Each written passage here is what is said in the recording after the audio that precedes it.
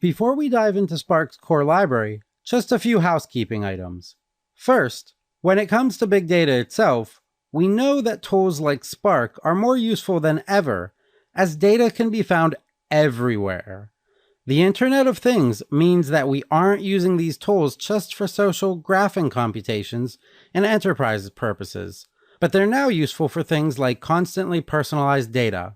In fact, this abundance of data is said to be growing faster than computation power, per Moore's law. So, being able to write succinct, distributed programs is more important than ever.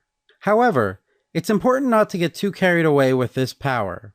Make sure you think about your data and whether it's truly big data. Tools like MapReduce and Spark are great for big data. But a simple command line tool is sometimes capable of processing fairly large sets of data in a more efficient manner. Simply make sure to think about other possibilities for how your data could be processed and choose the right tool for the job. That being said, as previously discussed, Spark's unified model of combining processing with machine learning, streaming, and other utilities brought by its libraries often means a complete workflow can all be attained within Spark. So, that might be enough of a reason in and of itself. Just make sure to think through all of your possibilities. And even more, while Spark was originally built to target Hadoop, it has grown past that and is now a general-purpose computing framework that's capable of handling many different distributed systems.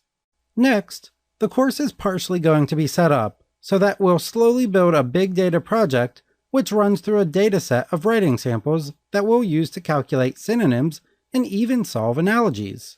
The data corpus I'll be using is a sampling of wiki pages, but any collection of documents will do the trick.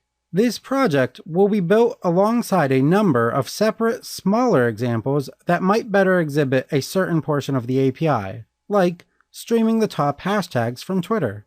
All along the way, we'll obviously be learning the ins and outs of Spark, keeping in mind that it's still a very active community. This means that any experimental or developer methods of the API, which are well documented, are subject to change between the time of recording and the time you might be viewing it. I'll make sure to be explicit about these methods though. As well as, if I know the version a feature was introduced, I'll point it out so that you don't look for it in an older version where it might not exist.